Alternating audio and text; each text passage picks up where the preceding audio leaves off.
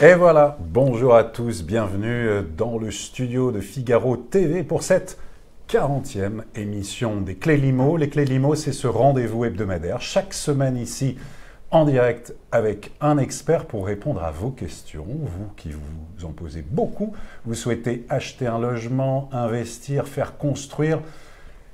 Eh bien, on est là, c'est notre credo, chaque semaine de répondre à vos interrogations. Vous avez été très nombreux depuis qu'on a annoncé en début de semaine la venue de Maître Pauline Bourguignon. Bonjour Maître. Bonjour. Notaire du Grand Paris, notre partenaire. Alors après l'investissement locatif, après les SCPI, aujourd'hui, on revient aux fondamentaux. Les fondamentaux, c'est l'achat et la vente, la promesse, le contrat, les garanties. Chambre des notaires du Grand Paris, tout d'abord Pauline, un mot sur la Chambre des notaires du Grand Paris.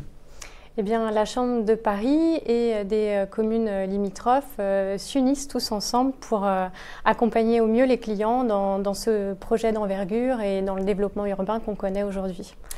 Très bien, voilà. Et donc ça, c'est notre partenariat. Il est 13h05, on est en direct, n'hésitez pas, vous pouvez intervenir, aussi nous relancer, nous poser des questions, nous donner pourquoi pas aussi de bons conseils. On est là pour ça, on est là jusqu'à 13h30. Prête? Alors, Maître Pauline Bourguignon, on va démarrer avec une première question. Alors, c'est une question de Frédéric. Frédéric demande comment sont calculés les frais de notaire dans le cadre d'un viager. Sont-ils calculés sur le montant du bouquet ou sur la valeur vénale du bien? Eh bien, Frédéric, c'est sur la valeur vénale du bien. Parce qu'effectivement, un viager, ça reste une vente dont les modalités de paiement sont organisées. Et effectivement, la plupart du temps, on a un bouquet qui est en fait la partie du prix qui est payée comptant le jour de la signature. Et ensuite, on a une rente mensuelle.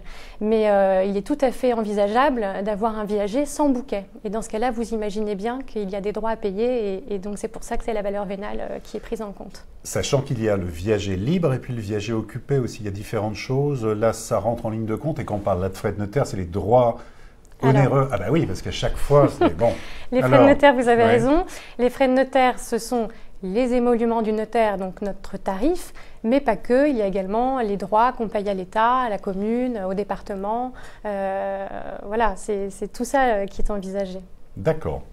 Alors, question suivante, c'est Chaya. J'ai signé un compromis de vente pour ma maison. L'acquéreur me demande s'il peut prendre possession de la maison avant la régularisation par acte authentique de la vente. Qu'est-ce que je risque alors, juridiquement, c'est possible de prévoir une convention de jouissance anticipée. Malgré tout, je dois bien vous avouer que les notaires ont tendance à être plutôt réticents. Pourquoi? Parce qu'effectivement, il y a quelques enjeux financiers et il y a des risques. Finalement, ce qu'il faut avoir en tête, c'est que le jour de la signature, il y a transfert de propriété. Ça veut dire qu'on paye un prix et que là, en échange, en contrepartie, on va avoir une remise des clés.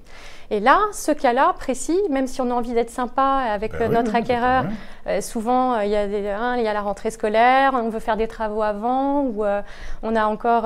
oui, c'est ça, on dit on va acheter, passez-nous les clés, on peut s'installer avant. Vous déconseillez, vous dites attention. Il faut avoir en tête que les promesses de vente qu'on passe sont souvent assorties de conditions suspensives, un droit de préemption du locataire, un droit de préemption de la mairie, un prêt à obtenir.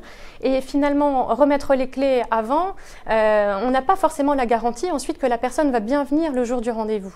Alors, on peut l'encadrer, juridiquement, c'est possible, faire une convention de jouissance anticipée, indiquer les modalités. Ça vous arrive souvent, Maître Bourguignon, ça arrive souvent que des gens demandent, on se dit finalement c'est arrangé avec l'acquéreur, il pourra venir plus tôt, donc oui, ça arrive souvent quand même. Bien sûr que ça arrive souvent, surtout dans cette période de rentrée. Mais alors, à minima, il faut que l'acquéreur prenne une assurance non occupant, ça c'est impératif. Et puis, il faut quand même avoir en tête que ça reste un risque pour le vendeur qui reste propriétaire et donc c'est lui qui porte le risque tant qu'il n'a pas vendu. Donc, Chaya, c'est possible, mais vous déconseillez. Oui. Bon, question de Jean-Marie. J'achète un bien immobilier aux enchères. Le notaire demande un chèque de consignation de 30% du prix. Est-ce que c'est normal ? Alors, le prix, c'est quoi? Le prix, tant que l'adjudication n'a pas eu lieu, on ne le connaît pas. C'est tout l'intérêt de l'adjudication, c'est que le prix il sera connu et c'est l'adjudicataire qui fait le prix. Donc là, vous parlez du prix de mise aux enchères. Oui. Ça, c'est le premier point. Le second point, c'est que 30%, effectivement, ça me paraît être un montant cohérent parce que ce chèque de consignation permet de s'assurer de la sécurité et de l'engagement de la personne qui va venir ensuite porter une enchère. C'est pour être certain, en fait, qu'il va bien, que c'est un engagement sérieux de sa part. Oui, parce que souvent dans les ventes aux enchères, et typiquement il y a tous les mardis au Châtelet, avenue Victoria, des séances de vente aux enchères des notaires parisiens. On trouve d'ailleurs un peu de tout, même des biens immobiliers qui sont un peu hors marché. Alors, effectivement, ça démarre très bas, ça peut monter très haut, c'est le principe des enchères. Mais il faut savoir, on ne peut pas y aller comme ça les mains dans les poches, en tout cas si on veut acheter un bien. Donc c'est pour rassurer en disant, écoutez, voilà, il y a tel bien, j'ai vu dans le programme, qui pourrait potentiellement m'intéresser, cette maison, cet appartement, et donc j'ai ce chèque qui correspond donc à 30% du prix du bien qui sera mis aux enchères, c'est ça Le chèque de consignation, c'est pour supporter tous les frais, l'organisation des enchères et la publicité. Donc, et puis après, vous avez les droits et les impôts et les émoluments du notaire. Donc ce chèque-là permet de garantir que cette personne va effectivement pouvoir acquérir et payer ses frais. Après, il est aussi possible que le chèque corresponde à une partie du prix envisagé. Et ça, c'est le vendeur qui le décide dans un cahier des charges. Mais dans tous les cas, effectivement, comme vous l'avez dit, parfois le prix est un prix très bas. Or, l'organisation d'une enchère, les frais sont fixes. Donc, c'est pour ça que parfois, vous pouvez avoir un montant de 30% qui vous paraît important, mais c'est parce qu'en fait, le prix de mise aux enchères est bas. Très bien, c'est très bien de le préciser. Question de Sabine. Je suis locataire avec mon mari de ma résidence principale. J'ai hérité de mon père d'un petit appartement situé près de Deauville. Si je le mets en location sur une plateforme de location saisonnière, imagine Airbnb pour pas citer, puis-je le faire 3 mois dans l'année, comme c'est la loi quand c'est sa résidence principale, mais dans mon cas, qu'en est-il ? Alors, la première chose à faire, c'est d'aller se déplacer à la mairie de la commune où vous avez cet appartement. Parce que vous avez des obligations de déclaration et effectivement, depuis la loi Elan, on est venu renforcer ce système de location saisonnière et le non-respect de cette obligation de déclaration aujourd'hui peut entraîner une sanction qui va de l'ordre de 50 000 €. Donc il faut faire attention. La première chose est donc effectivement d'aller en mairie et là, c'est la commune qui vous dira quelles sont les conditions de location. Quelle que soit la ville, d'ailleurs. Quelle que soit la ville. Alors, c'est vrai que j'entends que c'est à Deauville ou dans une commune limitrophe. Quand on est dans une zone tendue ou dans une zone touristique, il est possible souvent de pouvoir louer 6 mois et non pas 3 mois. Donc, à voir avec la mairie. Oui, donc là, dans le cadre de Sabine, donc on ne sait pas, est-ce qu'elle peut louer en fait pendant 3 mois, comme si c'était sa résidence principale, alors qu'elle va hériter ou pas? Il vaut mieux demander... C'est sa résidence secondaire. Ouais, il faut qu'elle aille donc à la mairie pour faire cette déclaration et transformer ce logement en activité touristique. Et alors ensuite, effectivement, il y a des durées minimum qui sont autorisées, enfin maximum plutôt, 3 mois et 6 mois quand on est dans une zone touristique. Donc à voir dans le lieu de l'appartement. L'autre point que je tiens à souligner, c'est que j'entends que c'est un appartement, que sans doute qu'on est en copropriété. Attention, vérifiez également avec les voisins, vérifiez dans le règlement de copropriété qu'il est bien possible de pouvoir louer de cette manière. D'accord. Question suivante. Simon, je souhaite investir à Bordeaux pour mettre en location un bien. Les prix de l'immobilier semblent se stabiliser. Qu'en est-il exactement? Avez-vous des retours de vos confrères, les notaires? Alors, Bordeaux, Alors, Bordeaux, non, je n'ai pas de lien particulier avec Bordeaux. Mais en revanche, on a un outil qui est extraordinaire, nous les notaires, c'est la base Bien pour Paris et la base Perval pour le territoire national. Et c'est en fait un outil qui est très précis et qui permet d'avoir une idée de l'ensemble des ventes qui ont eu lieu. Donc, les actes qui sont signés chez les notaires sont adressés à cette base. Et de manière précise, on peut voir quel est le prix, l'évolution du prix du marché de l'immobilier à Bordeaux ou ailleurs. Donc, vous pouvez interroger votre notaire qui consultera cette base. Vous pouvez également aller sur le site de la base bien. Donc, c'est un outil utile, effectivement, si vous voulez faire un investissement. Et en ce qui concerne le Figaro, on a différents retours. Évidemment, il y a les notaires, il y a différents réseaux. Bordeaux, alors oui, Bordeaux, on va dire que ça se calme un peu, ça se stabilise, mais Bordeaux, les prix avaient tellement augmenté aussi depuis le TGV en 2 heures, la qualité de vie et tout ça. Cela a un prix. On est à 4 500 € par mètre carré. C'est une moyenne parce que dans l'hypercentre et dans le centre de Bordeaux, évidemment, c'est beaucoup plus cher. On est autour des 7 000 € du mètre carré, c'est-à-dire qu'on atteint presque des prix du nord-est de Paris.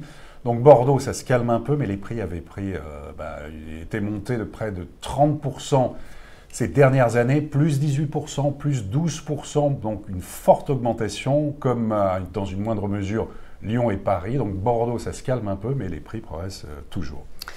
Question d'Hervé. Comment se calcule une rentabilité? Comment se calcule un rendement lorsque l'on fait un investissement locatif dans l'immobilier? Question très fréquente. Alors, la rentabilité se calcule en pourcentage et elle correspond au rapport entre les revenus locatifs et le coût de l'investissement global de l'opération. Il faut différencier la rentabilité brute de la rentabilité nette. La rentabilité brute, c'est donc les loyers sur l'opération, le coût de l'opération, alors que la rentabilité nette, c'est la déduction de l'ensemble des charges liées à cette opération qu'on ne peut malheureusement refacturer au locataire. On parle de la taxe foncière, on parle des intérêts d'emprunt, on parle des travaux liés à cette acquisition.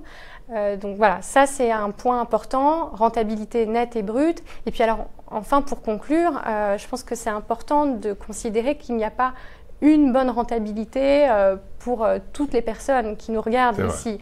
Chaque personne est dans une situation particulière. Il y a des investissements qu'on fait en nu ou en occupé. On peut acquérir personne physique ou par le biais d'une SCI. Donc finalement, il n'y a pas une bonne opération. C'est vraiment du cas par cas et il faut en parler avec votre notaire pour envisager la meilleure opportunité pour vous. Et effectivement, donc rentabilité brute, on divise le loyer annuel par le prix du logement, on multiplie par 10. Exemple, donc studio 150 000 €, loué 650 €, la rentabilité, là ça rapporte du 5,2%, mais évidemment il faut aller un peu plus loin, donc rentabilité nette, mais là il faut prendre en compte toutes les charges, les taxes, effectivement là c'est un autre type de calcul. Jean-Éric. Prête pour la question de Jean-Éric? Allons-y. Bon, alors prête. Je suis locataire d'un appartement à Bagneux. Mon père, âgé de 72 ans, vit avec moi. Mon propriétaire bailleur souhaite résilier le bail. Est-ce que c'est légal? Alors, c'est légal. Ah bon? C'est légal dans certaines conditions. Car effectivement, la loi Macron est venue encadrer, en tout cas protéger exactement la situation de Jean-Éric et de son papa. Dès lors qu'il y a une personne âgée de plus de 65 ans dans un appartement, quand bien même il n'est pas locataire du bail. Même s'il n'est pas le seul, d'accord. Voilà, il n'est pas écrit sur le bail, mais dès lors qu'on sait qu'il vit et que c'est sa résidence principale qui vit dans cet appartement, on doit le protéger. Donc effectivement, il est possible pour le bailleur de résilier le bail, mais à condition de pouvoir avoir la possibilité de reproposer un bien, un logement dans la zone géographique qui est la même que le bien qui est occupé et dans des conditions de besoins qui répondent à des besoins et aux possibilités de cette personne âgée. Ça, c'est le premier point. Sinon, le congé est nul. En revanche, il y a quand même une réserve. Second point, c'est que si le bailleur lui-même est dans une situation de difficulté financière et que lui-même a plus de 65 ans, là, dans ce cas-là, ça ne fonctionne pas. Oui, mais ce qui n'est pas évident. En tout cas, la loi, pendant très longtemps, protégeait justement les locataires, en tout cas les occupants, mais c'était 70 ans, donc c'est tombé à 65 ans. Donc là, dans ce cadre-là, le locataire est dit, entre guillemets, protégé. Donc on ne peut pas, en dehors du bail, évidemment, entre guillemets, le mettre dehors, c'est pas possible, il est protégé, sauf si, dans ce cadre-là, le propriétaire bailleur propose le même type de bien ou de location ailleurs, là aussi, ce qui n'est pas évident a priori. Oui. Et il y a des conditions aussi de ressources, c'est-à-dire pour notamment ceux qui ont 65 ans ou plus, je crois que c'est de l'ordre de 23 000 € en région et 20 000 € en Île-de-France de ressources par an, ce qui fait que donc locataire de plus de 65 ans avec des revenus modestes, il est considéré comme protégé et on ne peut rien faire. Enfin, c'est très compliqué, à moins qu'effectivement, vous disiez, Pauline, en fait, que le propriétaire bailleur soit lui-même dans une situation avec des revenus modestes, et, bon, ce qui peut arriver aussi, mais voilà, c'est important de le savoir. Question de Maude. Dans le cadre d'un partage successorial, le notaire, est-ce que le notaire est obligatoire ou y a-t-il d'autres moyens? Alors vous allez me dire, il est obligatoire. Mais bon, non, il faut être transparent. Il faut être transparent alors. Alors, le partage successoral se fait obligatoirement en la forme notariée dès lors qu'il contient des biens immobiliers. Ça, c'est une obligation. Pour les biens où il n'y a que des biens immobiliers, là, effectivement, la question se pose. Mais il faut avoir en tête que finalement le partage, c'est la dernière étape du règlement d'une succession. Le notaire vous a accompagné pour l'acte de notoriété, pour les attestations de propriété, pour la déclaration de succession. Le partage, c'est le point final. Et c'est vrai que le notaire est le tiers de confiance qui vous a accompagné et qui est là pour aussi être indépendant, être juge peut-être du partage qui pourrait avoir lieu. Donc c'est quand même un avantage d'avoir un tiers qui est là pour dire comment on va partager les biens. Après, vous pouvez le faire de manière amiable, mais donc dans la famille, on ne peut pas s'arranger en disant c'est vrai que des frais supplémentaires et tout ça dans le cadre d'un partage, on va entre nous arranger. Et vous dites c'est pas légal. Si, je dis que c'est possible quand on parle d'un partage mobilier. Partage mobilier, mais autrement. Mais pas immobilier. Donc s'il y a des châteaux, des appartements, c'est pas possible. Et j'attire l'attention sur le fait que ça peut être parfois un petit peu compliqué psychologiquement. Et pour éviter un partage judiciaire, parfois il vaut mieux aller voir son notaire. D'accord. Question suivante. Rennes. Nous habitons Poitiers. Un de nos amis a fait donation à sa fille d'une maison de campagne dans le Perche. Elle vient de décéder. Elle était mariée, sans enfant. Pensez-vous qu'il pourra récupérer la maison? Il n'y a pas de testament. Et si oui, peut-il bientôt la récupérer? D'accord. Alors cette question, elle renvoie à la notion de droit de retour. Et effectivement, la loi prévoit un droit de retour légal pour les parents qui auraient fait donation d'un bien, donc c'est exactement ce cas, à un enfant qui serait prédécédé et qui n'aurait pas de postérité. Il faut savoir aussi que de toute façon, les notaires, lorsqu'ils font un acte de donation, prévoient dans 99% des cas un droit de retour conventionnel. Donc nous aussi, on prévoit ce cas pour que le bien de famille puisse être restitué à la famille s'il n'y a pas d'enfant. Il faut avoir en tête que les parents ne sont pas des héritiers réservataires. Après, il faut savoir aussi que la loi est là pour protéger le conjoint survivant. Et dans l'hypothèse d'un conjoint survivant et de parents qui seraient encore vivants, la succession se règle pour moitié pour le conjoint et un quart chacun pour les parents. Mais dans le cas, en fait, là, cité par Rennes, en fait, s'il n'y a pas de conjoint, en tout cas pas de conjoint survivant, si la femme qui est malheureusement décédée vivait seule, est-ce que de fait, dès le lendemain ou le jour même, en fait, le père peut potentiellement récupérer la maison ou c'est compliqué, il y a un laps de temps? Alors il y a le règlement d'une succession qui intervient. Il faut donc on ne peut pas récupérer très rapidement. D'accord. À un moment, il faut quand même régler la succession. D'accord. Question suivante. Jocelyn. Comment vérifier la véritable valeur d'un bien? Y a-t-il des grilles, l'étage, performance énergétique, etc. Est-ce qu'il y a des grilles qui existent dans le domaine? Alors, je vous renvoie à la question de tout à l'heure. Finalement, on a cet outil de base immobilière qui permet d'avoir une idée, une analyse statistique des ventes qui se passent en France et c'est un bon élément de référence.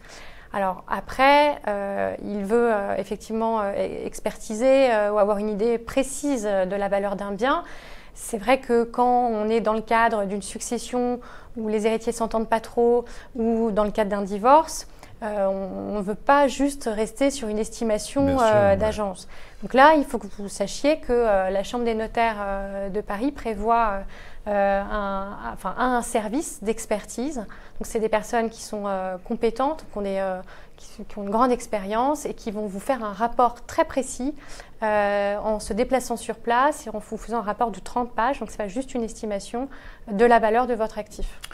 Oui, on peut rajouter, au-delà bien sûr de cette expertise avec les notaires, effectivement, sur la valeur d'un bien, faites toujours attention, ayez en tête, il ne faut pas évidemment prendre ou avoir des biens qui sont de temps en temps un peu surcotés par rapport au prix du marché. Dites-vous bien aussi que si vous voyez une annonce qui est présente depuis 3 mois, 3 mois, ça veut dire quelque chose qu'elle a du mal en tout cas à se vendre. Au-delà de 3 mois, ça devient compliqué, donc il y a peut-être moyen de négocier. Dites-vous bien aussi que sur la valeur d'un bien, entre un rez-de-chaussée aussi, on peut peut-être négocier. On a potentiellement, c'est peut-être un appartement qui est moins lumineux. Si vous avez aussi un dernier étage sans ascenseur, il y a peut-être moyen là aussi de négocier, peut-être de 5%.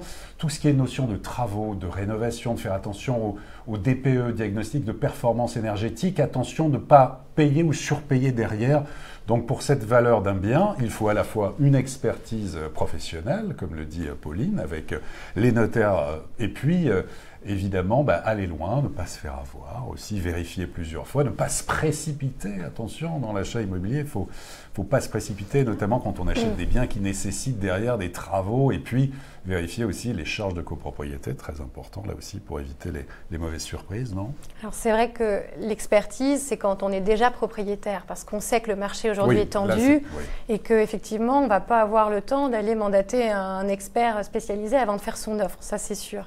Là, j'encourage les gens à ne pas non plus se laisser mettre sous pression par ce marché qui est tendu et penser à faire une revisite, venir accompagner, être accompagné d'auditeurs techniques, vous l'avez dit, quand c'est une maison, vérifier la toiture, pensez à ces choses-là parce que tout ça, effectivement, ce sont des enjeux financiers. C'est vrai que dans le cadre d'une copropriété, on a des éléments d'information grâce à la coprole et les derniers PV d'Assemblée Générale des copropriétaires. On a un diagnostic global, on a cet état daté du syndic qui va nous dire quel était le budget voté, quel est le carnet d'entretien de l'immeuble aussi. Toujours regarder, très important, toujours vraiment à la loupe. Vraiment, le carnet d'entretien, effectivement, ça c'est important, mais on ne l'a pas pour la maison, donc important d'être accompagné avant de faire une offre.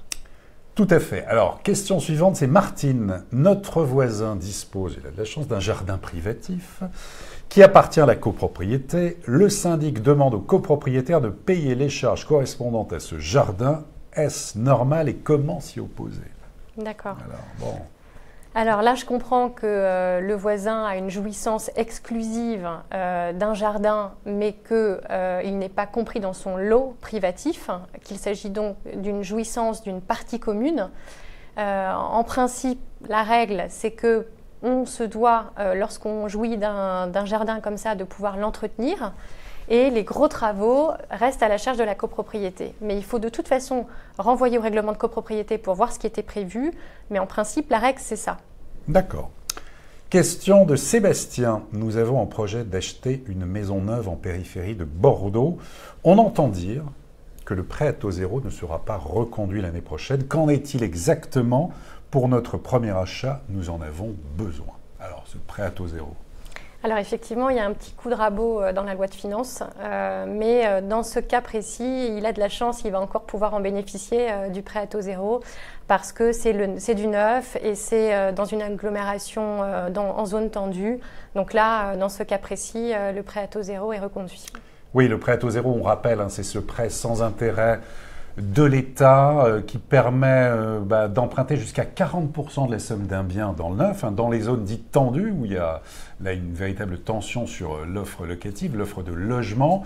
Donc les 40%, ça concerne en fait la plupart des grandes villes, la région parisienne et là en l'occurrence la région bordelaise. Ça c'est reconduit pour l'année prochaine. Par contre, dans les zones rurales et certaines villes où on considère qu'il n'y a pas de déséquilibre entre l'offre et la demande, où ce ne sont pas des zones tendues, il y a des villes concernées comme Saint-Étienne, Montélimar, Brest en fait, et qui n'auront plus à partir de l'année prochaine ce prêt à taux zéro. Donc là aussi, ça peut être difficile aussi pour des familles modestes, peut-être qui avaient besoin de ce PTZ pour acheter une maison neuve. Mais voilà, en tout cas, c'est prévu dans le projet de loi de finances 2020. Bon, il peut y avoir aussi des retournements de situation, on ne sait pas, mais effectivement, c'est prévu. En tout cas, Maître Pauline Bourguignon, ça a été un véritable plaisir. Merci. Tout s'est bien passé? Écoutez, oui. Merci. Vous reviendrez? On verra. Elle reviendra, elle en prend l'engagement. En attendant, eh bien, la semaine prochaine, alors on parlera d'investissement dans l'immobilier. On sera aussi partenaire d'un salon de l'investissement qui va se dérouler au Carrousel du Louvre. On aura Henri Buzicazo qui sera là comme expert pour répondre en direct avec nous. D'ici là, excellente journée, très bon week-end et donc à très bientôt pour une prochaine édition des Clés de l'Immo.